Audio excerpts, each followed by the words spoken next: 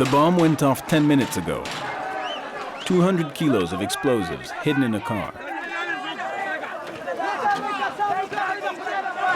This man is lucky. He will live. But all around him, bodies charred and lifeless. What was once Peshawar's busiest marketplace is now a pile of rubble.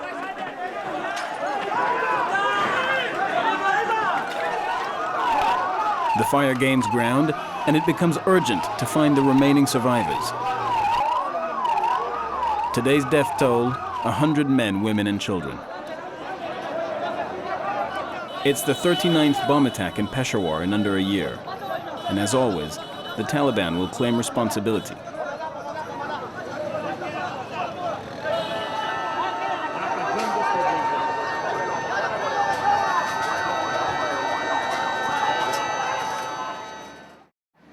Peshawar, the birthplace of the Taliban, just a 2-hour drive away from neighboring Afghanistan. 1.5 million inhabitants and one bomb blast every week. Peshawar, the worldwide capital of terrorism. On the front line of the fight against the Taliban, the local police. Here at West Camp Police Station, Captain Kamal is doing the rounds. Everything clear in your sector? All clear, boss, inshallah. Okay. Be careful. Tonight will be tense, all right? Understood, boss. All right. Kamal Hussein Turi, 38, has spent 12 years in the Peshawar police. He rose through the ranks, and 120 men now answer to him. 120 minus 4 killed in the line of duty in the past few weeks. With the situation which is going on my soil, in frontier, in Peshawar, our heart became very strong, because just 5 minutes before I talked with that guy, he was alive. When I reached after 5 minutes, after 7 minutes, I came there, his body was lying and he was no more in this world. For the insurgents, Captain Kamal is a prime target. Anywhere he goes, 3 bodyguards follow. And for security reasons, he has to keep his teams posted on his whereabouts at all times.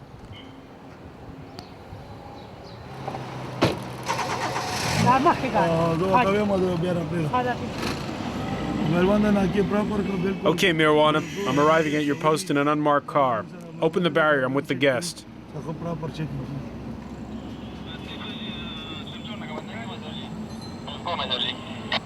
Come on, Akaki.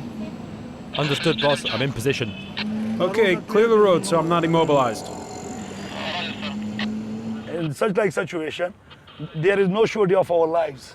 If we wear the uniform, it's not sure that we will remove it by our own self.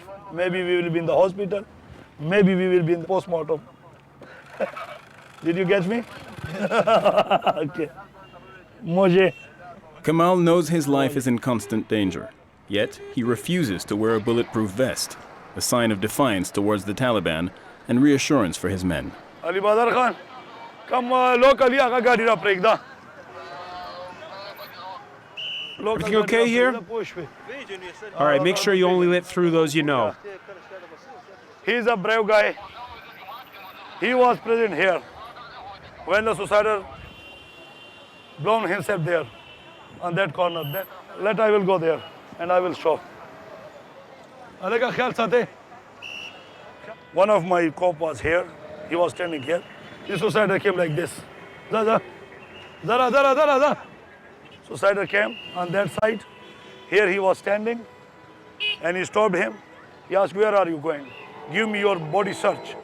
When he was going to search him, he blown himself. My dad cop got martyred on the spot. The explosive were from 8 kg to 10 kg. When he blown himself, this was the cheering march,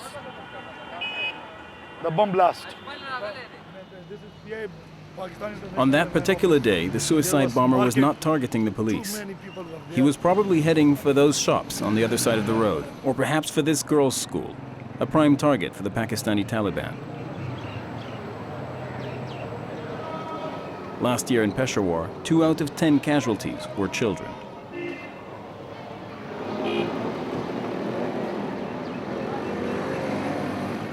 So 22 How old was the terrorist? 22 years, 23 years. But the age of from 13 till 30 years, we are observing those guys. In Peshawar, boys as young as 13 are considered potential suicide bombers. 13 years old is also when they enter the madrasa, or religious school. There are 71 madrasas in Peshawar, and the ones preaching religious fundamentalism are not hard to find. The Faisal Quran Madrasa says it has nothing to hide. There are 60 students here, aged 13 to 18.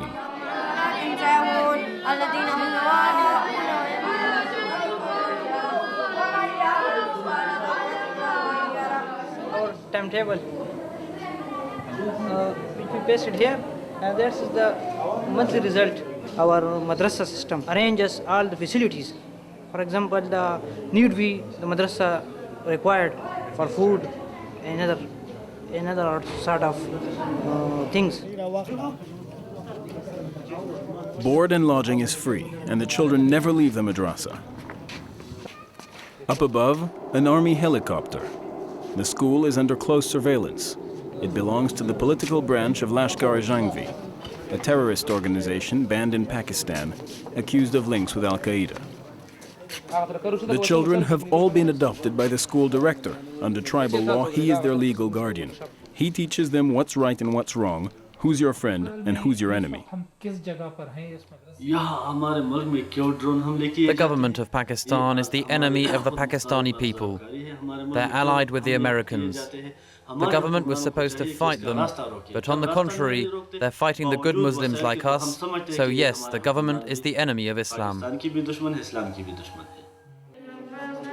Ibrahim Hasni's hardline views shape the minds of his students. Naimatullah is one of them. He has been studying the Quran for a year. Before, I was at a government school, but it's better here because over there, they talk to us about the world. We learned English. Here we talk about our life after death, and all our books talk about Islam.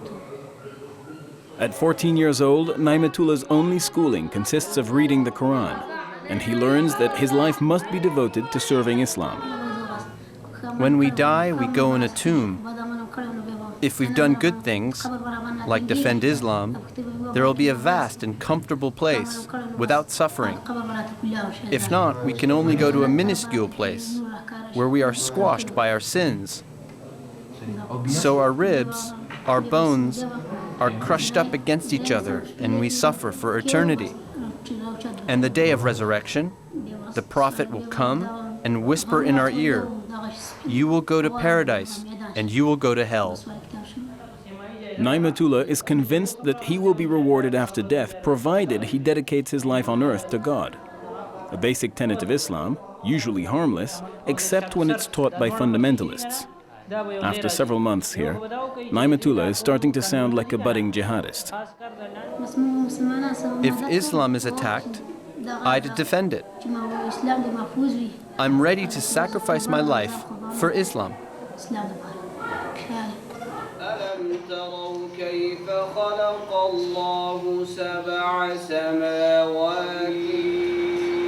The school also doubles as an Islamic courtroom, presided by the director of the madrasa, Ibrahim Hasni.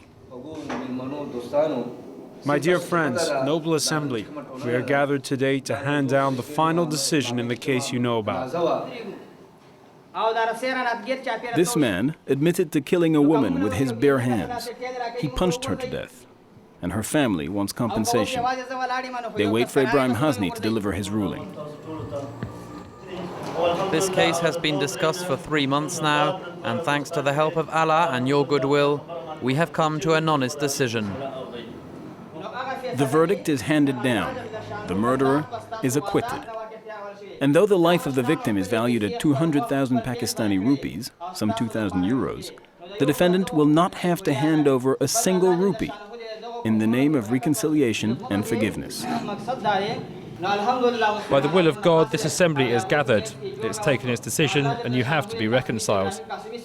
In the name of Allah, make the vow never to talk again about this case. Moreover, you will be brothers. In Peshawar, most problems are brought to Islamic courts like this one, strengthening religious fundamentalists. They run parallel to official government courts, widely seen as corrupt and inefficient. Muslims are divided, but the infidels, they're united against us. But if we follow the way of Allah, nobody will be able to stop us. End of the trial, case closed. There is a blast? Yeah, the blast. Where? Here is in Ring Road, Peshawar. Suddenly, news comes in of a new attack. Ibrahim Hazni does not seem surprised. He tells us the exact location of the blast site. It's bomb number 40. This time, there are no casualties. The target was a member of parliament, an enemy of Ibrahim Hazni and his movement. On site, a familiar scene plays out. Policemen securing the perimeter, sirens, and camera crews jostling for position. Over the years, the militants developed very strong networks in Peshawar, but we have also become stronger, and we will arrest them all one by one. Today is Friday, prayer day. For Captain Kamal and his men, it's the most dangerous time of the week. Get back in position and keep your eyes open. The mosques are full beyond capacity. The faithful spill out onto the street. A prime target for the Taliban. Setting off a bomb here guarantees maximum carnage. To the extremists, it hardly matters that they're all practicing Muslims. Such is life and death in Peshawar.